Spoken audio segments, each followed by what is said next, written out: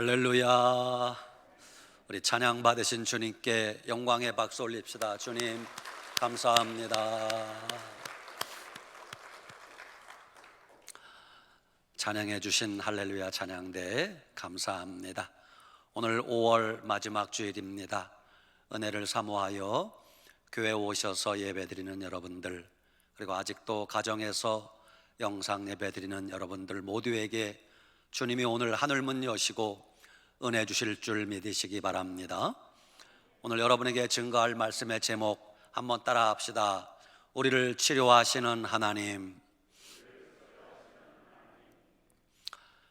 요즘 목사인 저에게 큰 아픔이 하나 있습니다.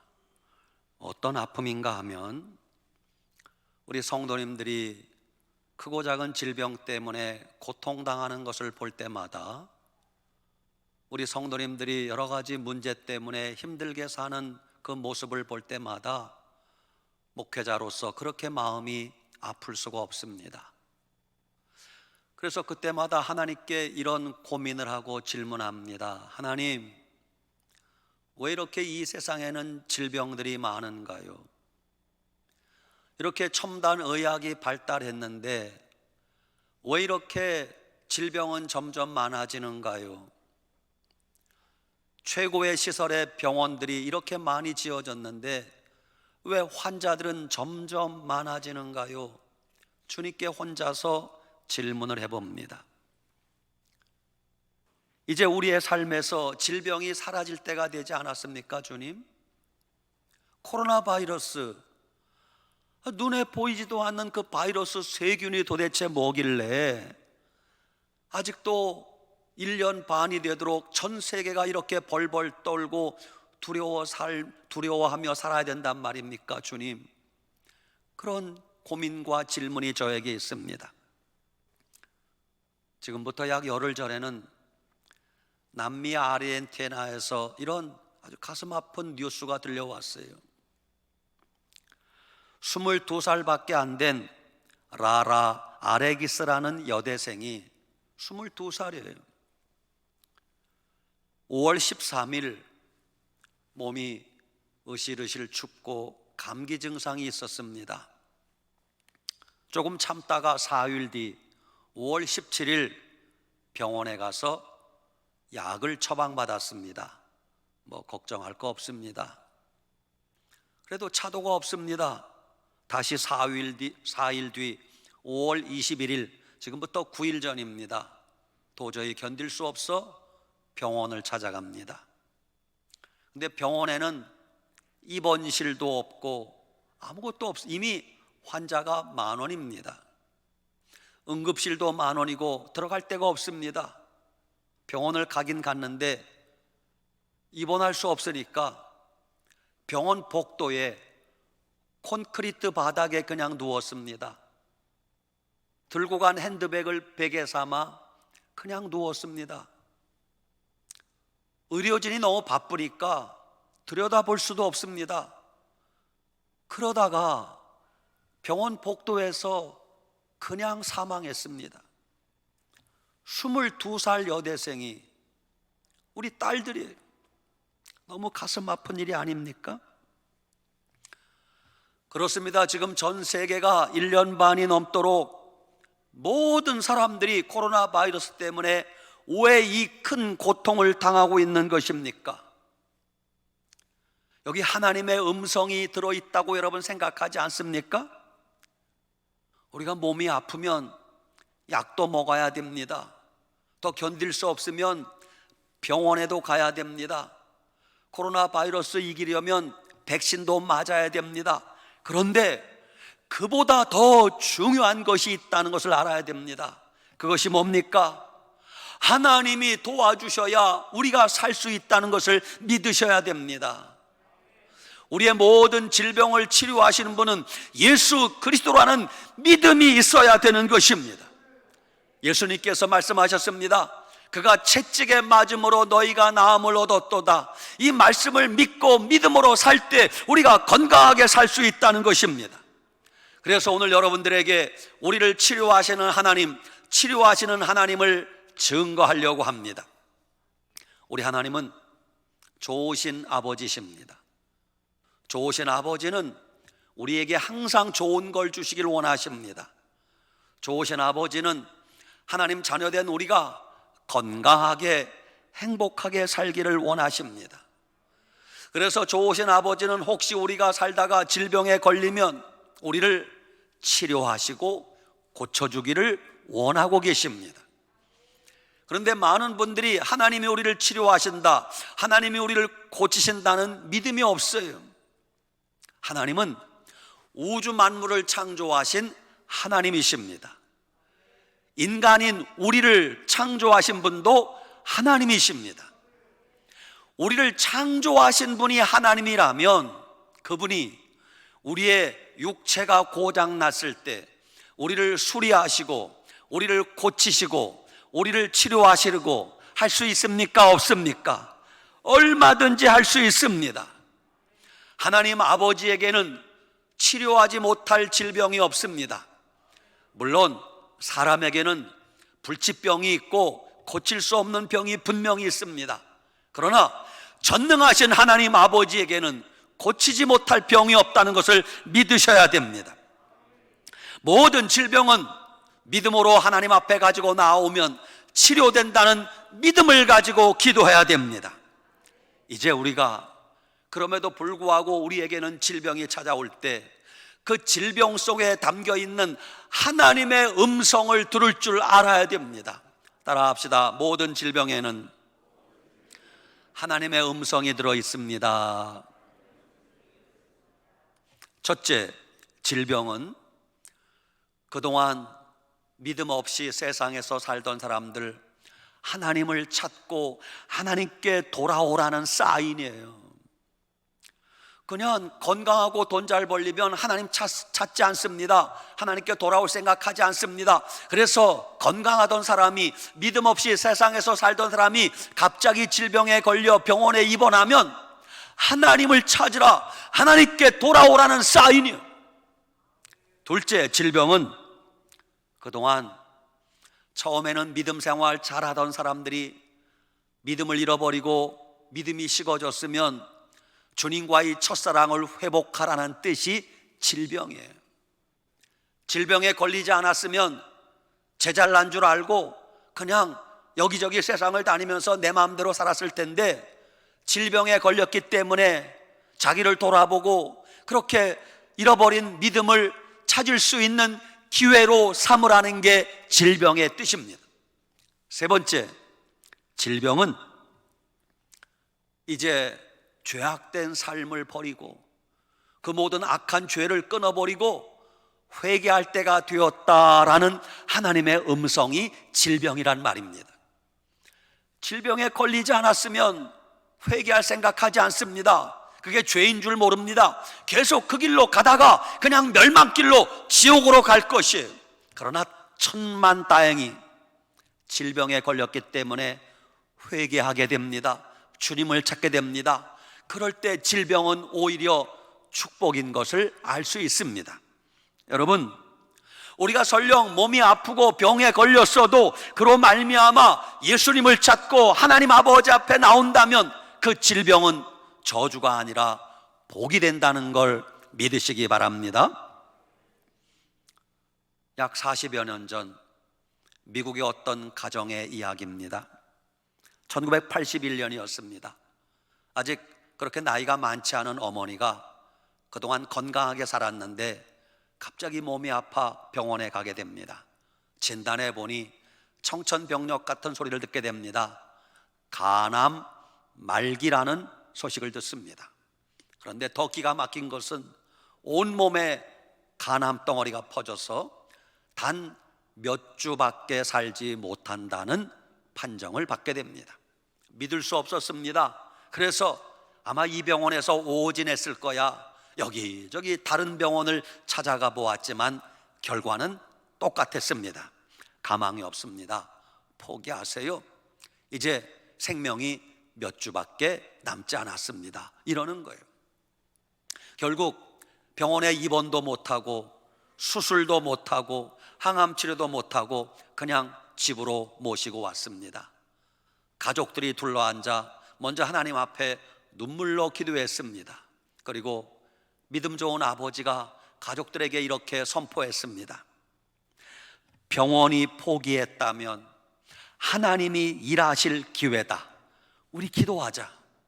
의사 선생님의 진단서와 하나님 아버지의 진단서는 다를 수 있다. 우리 포기하지 말고 하나님께 맡기고 기도하자. 아멘. 그리고 어머니는 어차피 죽는다고 하니까 그냥 그대로 하나님께 갈 수 없으니 먼저 영혼을 깨끗이 해야 되겠다. 영혼을 청소하기 시작했습니다. 어떻게? 하나님 앞에 기도하면서 이제 몇 주일 뒤면 죽는다고 하니 생각나는 모든 죄를 적어가면서 회개하기 시작했어요. 조금이라도 마음에 걸리는 거 다 적어가면서 하나님 잘못했습니다. 다 일일이 회개했습니다. 두 번째, 마음속에 미운 마음이 있는 사람, 관계가 좋지 않은 사람 전화를 걸어서 다 일일이 용서를 구했어요. 내가 그동안 당신과 미운 마음을 품어서 죄송합니다. 용서해 주세요. 다 용서를 일일이 구했습니다. 그리고 그동안에 입에서 자기도 모르게 나오던 불평의 말, 원망의 말을 차단하고 믿음의 말을 선포하기 시작했어요. 성경에서 하나님이 우리를 치료하신다는 약속의 말씀 성경 구절을 약 30개 정도 뽑았어요. 예를 들면 여러분도 이 말씀에 제가 선포할 때 아멘 합시다. 출애굽기 15장 26절, 나는 너희를 치료하는 여호와임이라. 말라기 4장 2절, 내 이름을 경외하는 너희에게는 의로운 해가 떠올라서 치료하는 광선을 발하리니 너희가 나가서 외양간에서 나온 송아지같이 뛰리라. 욥기 5장 18절, 하나님은 아프게 하시다가 싸매시며 상하게 하시다가 그 손으로 고치시나니 6가지 환난에서 너를 구원하시며 7가지 환난이라도 그 재앙이 내게 미치지 않게 하시느니라. 시편 147편 3절, 여호와께서 상심한 자를 고치시며 저희 상처를 싸매시는도다. 이사야 30장 26절, 여호와께서 그 백성의 상처를 싸매시며 그들의 맞은 자리를 고치시는 날에는 달빛은 햇빛 같겠고 햇빛은 7배가 되어 7날의 빛과 같으리라. 마태복음 9장 35절, 예수께서 모든 성과 촌에 두루 다니사 저희 회당에서 가르치시며 천국 복음을 전파하시며 모든 병과 모든 약한 것을 고치시니라. 아멘. 하나님이 고치신다는 성경의 약속의 말씀 약 39절을 뽑았어요. 그리고 그것을 날마다 읽고 암송했어요. 그리고 선포했어요. 예수님이 고치셨다, 치료하신다. 그렇게 하다 보니 몇 주일이 후딱 지나갔습니다. 병원에서 몇 주일밖에 살지 못한다고 했는데 아직 안 죽는 거예요. 죽을 때가 됐는데 안 죽는 거예요. 더 놀라운 일이 벌어졌습니다. 가나 말기면은 어떻겠어요? 얼굴이 새카매지거나 얼굴이 노래지거나 둘 중에 하나예요. 그런데 어머니 얼굴이 화색이 도는 거예요. 복사꽃같이 화색이 도는 거예요. 얼굴이 밝아졌습니다. 그동안에 몸무게가 쫙쫙 빠졌는데 몸무게가 서서히 늘어가는 것입니다. 이상하다, 죽는다고 했는데 죽는다고 한 날짜가 지나갔습니다. 이상해서 병원에 다시 진찰하러 갔습니다. 의사 선생님이 한참 동안 여러 가지를 진찰하고 난 다음에 고개를 갸우뚱거리면서 놀라운 얘기를 하는 거예요. 신기한 일이 벌어졌습니다. 온몸에 가득하던 간암 덩어리들이 하나도 없이 사라졌습니다. 할렐루야. 완치 판정을 받고 오신 것입니다. 그날 이후 어머니는 20년 넘도록 건강하게 살고 계신다고 합니다. 사랑하는 여러분, 하나님은 살아계십니다. 미국의 조엘 오스틴 목사님의 어머님의 간증이에요. 오늘 우리도 하나님의 약속의 말씀 붙들고 치료하시는 하나님, 병든 자를 고치시는 하나님을 믿고 기도하면 이런 놀라운 치료의 역사와 기적이 우리 삶에도 여러분에게도 나타날 줄 믿으시기 바랍니다. 아멘. 하나님이 우리의 질병을 고치시는 방법은 다 다릅니다. 사람마다 경험하는 게 다 다릅니다. 첫째, 어떤 분들은 죄를 통해 자복할 때 주님이 그를 치료해 주십니다. 다윗이 하나님 앞에 밧세바와 간음하는 죄를 지었습니다. 아무도 모르게 숨기고 있었습니다. 어느 날 나단 선자의 책망을 받고 그날부터 다윗이 침상이 눈물바다가 되도록 통해 자복하기 시작합니다. 결국 하나님이 다윗의 통해 자복하는 눈물의 기도를 들으시고 그를 용서하시고 그의 회개 기도를 받으시고 그를 살려주지 않습니까? 회개하면 모든 질병은 깨끗하게 고침받을 수 있습니다. 모든 문제 해결의 기본이 회개입니다. 세계적으로 유명한 심리학자이며 치료자인 칼 융 박사가 영국 BBC 방송에 출연해서 이런 말을 한 적이 있습니다. 한번 들어보세요. 자기가 치료한 환자들 중에 병의 발생 원인이 영적인 문제가 아닌 경우는 거의 없었습니다. 그래서 환자의 영적인 문제를 올바로 해결해 주었을 때 그들의 질병이 회복되지 않은 사람은 거의 없었습니다. 이렇게 고백을 해요. 그러니까 칼 융 박사의 임상실험에 의하면 인간의 거의 모든 질병은 영적인 문제와 연결되어 있다는 거예요. 그래서 하나님과 나 사이에 영적인 문제만 올바로 관계가 이어지면 질병은 깨끗하게 치유된다는 것입니다. 경기도 부천의 어느 감리교에 출석하는 여집사님의 간증이에요. 이름은 대지 않겠습니다. 그분이 48살 때입니다. 하루는 여집사님이 주님께 기도하는데 짤막한 주님의 음성을 듣게 됩니다. 암이다. 네? 암이라니요? 지금 건강한데 암이라니요? 이상했습니다. 느낌이 이상했습니다. 이게 무슨 말일까? 병원에 진찰하러 갔습니다. 의사 선생님이 여기저기 종합검사를 한 후에 뜻밖의 이야기를 하는 거예요. 겉으로는 건강하신 줄 알았는데 당신은 자궁암입니다. 깜짝 놀랐어요. 난 지금 건강한데 자궁암이라는 거예요. 그래서 의사 선생님과 상의하여 긴급 수술 날짜를 잡았습니다. 아직 날짜가 한참 남아 있습니다. 다행히 이런 때를 대비하여 암보험에 들어 놓았는데 자궁암 진단을 받고 보험회사에서 500만 원 보험금을 받았어요. 수술비로 받았습니다. 그리고 조마조마 초조하게 수술 날짜를 기다리면서 간절하게 기도하지 않겠습니까? 기도하던 어느 날 두 번째 하나님의 음성이 들립니다. 너는 요즘 어떻게 살았느냐? 너는 요즘 화투치고 고스톱 치느라 주일 성수도 하지 않고 예배도 드리지 않았더구나. 그뿐인 줄 아느냐? 너는 11조도 온전히 드리지 않았다. 내가 만일 회개치 않으면 내가 너를 칠 것이다. 주님의 추상 같은 음성을 듣게 됩니다. 그때부터 그 여집사님이 통곡하며 회개하기 시작합니다. 하나님, 내가 명색이 집사인데 화투치고 고스톱 하느라 주일 성수도 잘하지 못했습니다. 11조도 떼먹었습니다. 용서해달라고 한 번만 살려주시면 다시는 그렇게 하지 않겠습니다. 하나님 앞에 철저히 회개했어요. 그러던 어느 날 세 번째 주님의 음성을 듣게 됩니다. 너의 병이 치료되었느니라. 내 암이 치료되었느니라. 주님이 그러시는 거예요. 깜짝 놀랐습니다. 뛸 듯이 기뻤습니다. 너무너무 감사했습니다.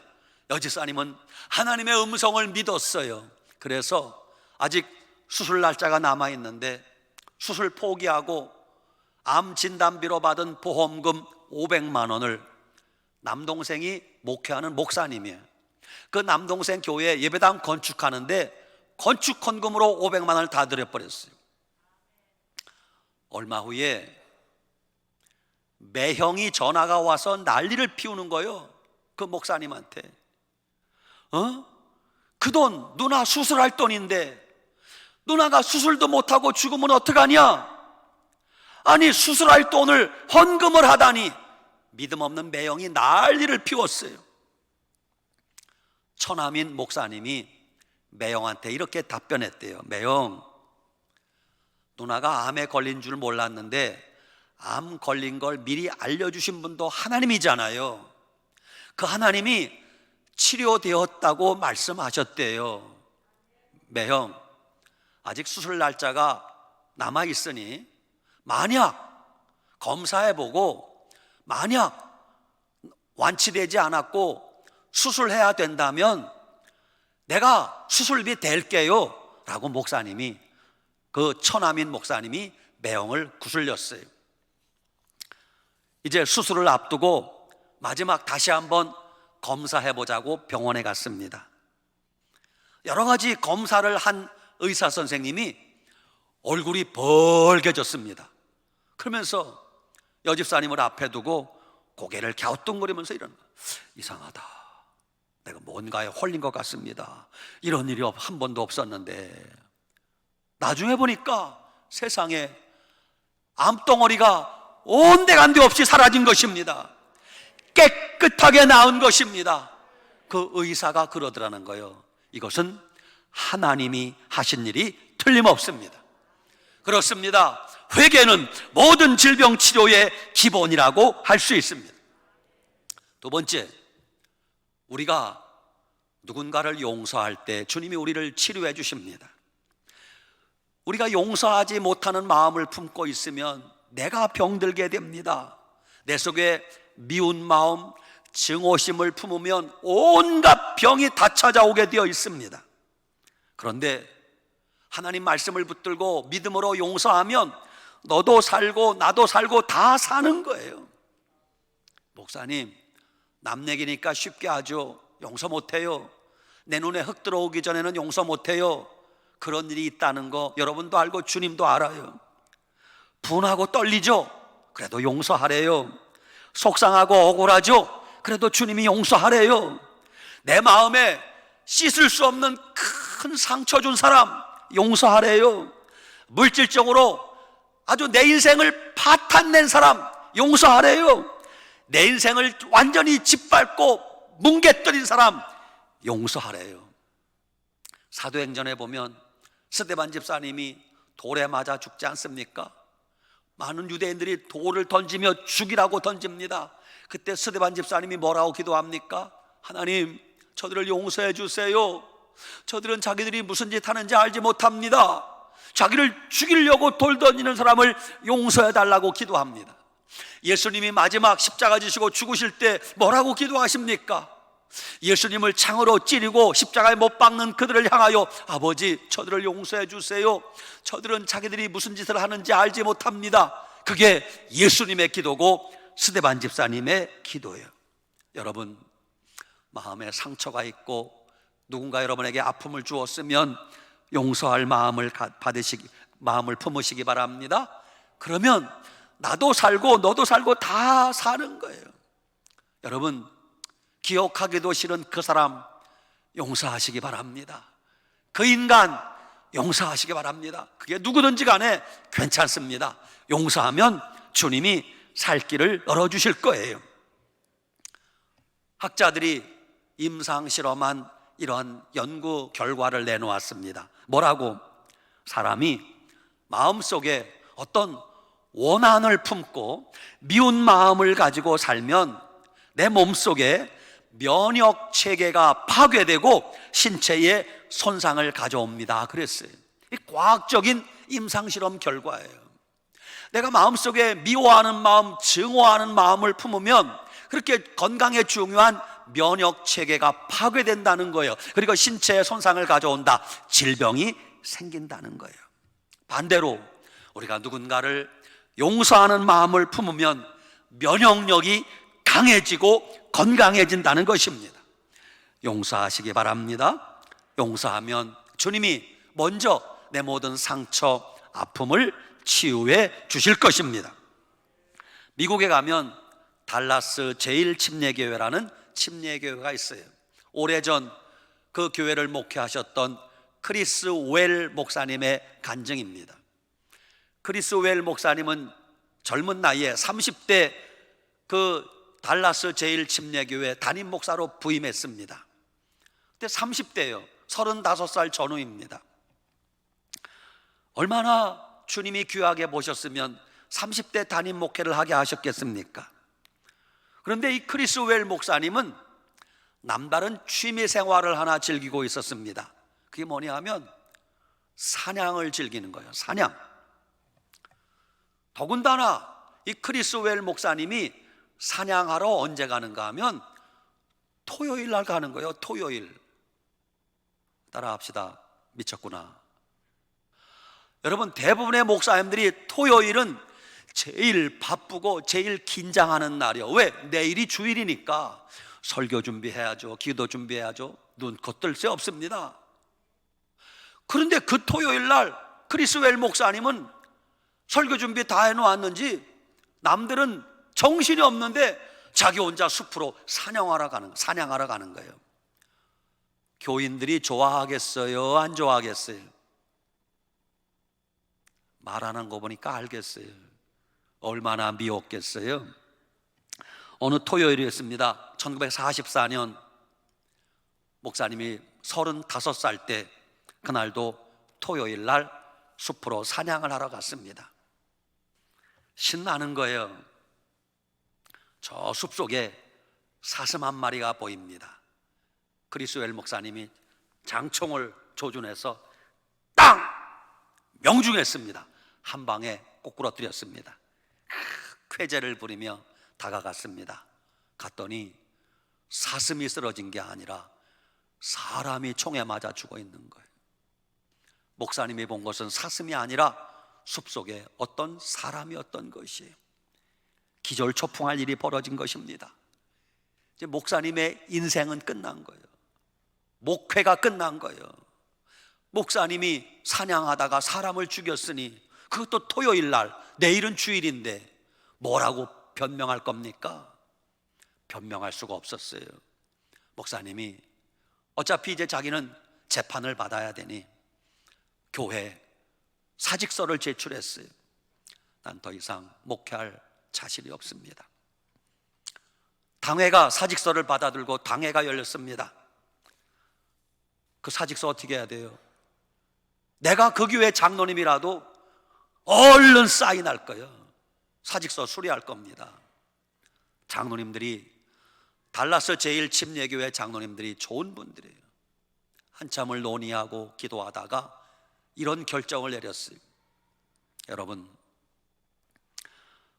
과실로 사람을 죽인 목사님이 만약 우리 교회를 사임하면 어느 교회가 저 목사님을 청빙하겠습니까? 이미 소문이 다 났는데 어느 교회가 저 목사님을 오라 하겠습니까? 기왕 우리 교회에서 목회하고 계신데 지금 35살밖에 되지 않았습니다. 우리가 한번 용서하고 기회를 드리면 어떻겠습니까? 여러분, 아멘 안 하시는 것처럼 아무도 아멘 안 해. 그래도 설득했어요. 우리가 살인을 저지른 목사님 한번 용서하고 받아줍시다. 장로님들을 설득하고 교인들을 설득해서 결국 그래요, 한번 용서합시다. 그렇게 결정을 했어요. 크리스 웰 목사님에게 통고했습니다. 사직서를 반려하면서 우리 교회는 목사님 사직서를 수리하지 않았습니다. 그냥 계속 우리 교회에 목회해 주시길 바랍니다. 목사님이 더 부끄러웠어요. 더 몸둘 바를 모르는 거예요. 장로님들이 하도 간곡하게 부탁을 하니 목사님이 억지로 수락을 했습니다. 그리고 그날부터 크리스 웰 목사님이 완전히 달라진 거예요. 이제는 토요일 날 사냥 가는 거 꿈도 꾸지 않아요. 목회에 전심전력하는 거예요. 뼈를 묻을 각오로 기도하고 설교 준비하고 목회하기 시작했습니다. 몇 년 지나지 않아서 달라스 제1침례교회는 그 지역에서 제일 큰 교회로 부흥하게 되었답니다. 그렇게 살인을 저지른 크리스 오웰 목사님이 달라스 제일 침례교회에서 43년을 더 목회하시고 2002년 93세로 하나님 부름받아 천국을 가셨습니다. 그리고 목사님은 일평생 가장 많은 설교의 주제가 용서에 대해서 설교했다고 합니다. 그리고 크리스 오웰 목사님은 그 지역에서 침례교단의 아버지라는 호칭까지 들었다고 합니다. 어떻게 이런 일이 가능했습니까? 용서했더니, 살인자를 용서했더니 교회도 살고 교인들도 살고 목사님도 살고 다 살았다는 것입니다. 용서할 때 하나님의 기적이 일어날 줄 믿으시기 바랍니다. 세 번째, 우리가 예수님 말씀을 확실히 믿고 순종할 때 주님이 치료하십니다. 열왕기하 5장에 보면 문둥병 걸린 나아만 장군이 엘리사를 찾아옵니다. 엘리사 선지자가 그에게 안수기도 한번 안 해주고 얼굴 한번 비치지 않고 종을 보내서 요단강에 가서 7번 몸을 잠그라고 그래. 소식만 전하는 거예요. 나아만 장군이 기분 나빴습니다. 아니, 지가 선지자면 선지자지, 와서 안수기도라도 한번 해주든지 얼굴이라도 비추든지 요단강에 가서 몸을 7번 잠그라고? 우리 동네는 강이 없는 줄 알아? 에이, 기분 나빠, 그냥 가자. 그때 밑에 있는 부하들이, 종들이 장군님, 아니 그게 어렵습니까? 돈이 듭니까? 여기까지 먼 길을 왔는데. 속는 셈 치고 요단강에 한번 들렸다가 합시다. 그래서 나아만 장군이 억지로 요단강에 가서 몸을 잠궜어요. 순종했어요. 7번 물에 들어갔다 나오니까 그 문둥병이 온데간데 없이 사라지고 깨끗하게 되었더라. 할렐루야. 순종할 때 치유의 기적이 일어나는 거예요. 미국 텍사스 주립의과대학에 스미스 윌리엄이라는 박사님이 계십니다. 스미스 윌리엄 박사님이 의사예요. 어느 날 갑자기 심장마비가 일어났어요. 응급실에 실려갔습니다. 난리가 났어요. 의료진들이 인공호흡을 하고 산소호흡기를 끼고 의식을 잃은 그를 살리려고 별짓을 다 했습니다. 그러나 그때 이미 스미스 윌리엄 박사의 영혼은 육체에서 분리되어서 공중에 떠서 자기의 죽은 육체를 바라보고 있었어요. 의료진들이 죽은 자기를 살리려고 몸부림치는 것을 다 보고 있었어요. 그러나 얼마 후 의료진들이 그를 살리려는 모든 시도를 포기하고 발끝부터 머리끝까지 하얀 천으로 덮었습니다. 무슨 뜻이에요? 죽었다는 거예요. 얼마 후 스미스 윌리엄 교수는 누군가의 손에 이끌려 하나님의 심판대 앞에 서게 됩니다.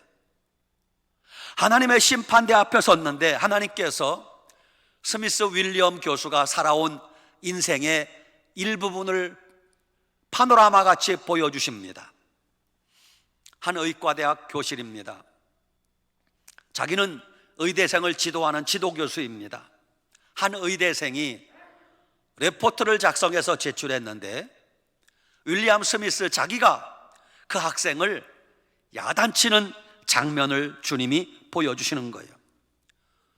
그 학생이 제출한 레포트를 집어던지면서 이걸 레포트라고 기록했어? 당장 집어치워. 너 같은 머리 가지고는 의사가 될 수 없어. 그 의대생이 지도교수 앞에 팔발 떨고 있습니다. 지도교수의 말 한마디 때문에 절망하고 좌절하고 죽을 생각을 하는 거예요. 하나님이 이 모습을 보여줄 때 스미스 윌리엄 박사가 자기의 모습을 보고 너무 부끄러웠어요. 그때 주님이 이렇게 말씀하십니다. 윌리엄, 잘 보았느냐? 이게 내 모습이다.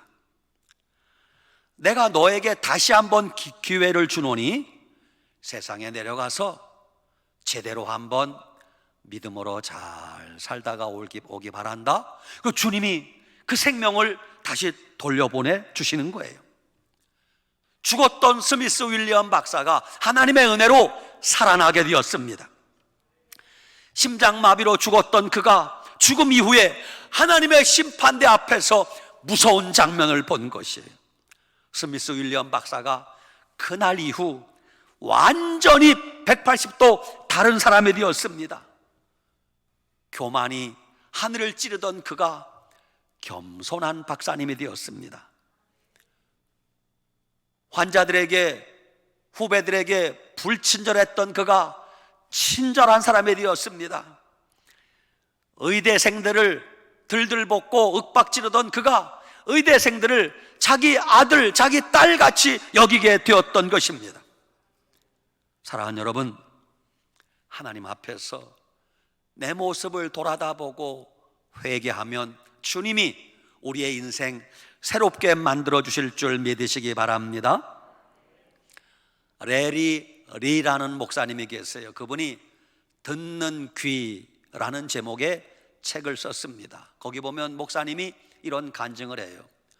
레리 리 목사님이 39살부터 귀가 잘 들리지 않게 되었어요. 옆에서 목사님! 이래야 조금 듣는 거예요. 얼마나 답답하겠습니까? 그래서 이 병원 저 병원 다 다녀보았는데 낫지 않는 거예요. 귀가 잘 들리지 않아 힘들었습니다. 결국 하다 수술하기로 결정을 했습니다.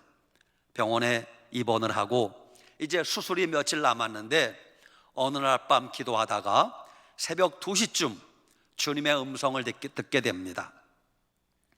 아들아, 내가 당장이라도 나가서 복음을 전하면 내가 너를 고쳐주리라. 레리 리 목사님이 주님께 대답합니다. 주님이 먼저 내 듣지 못하는 귀를 고쳐주시면 내가 나가서 복음을 전하겠습니다.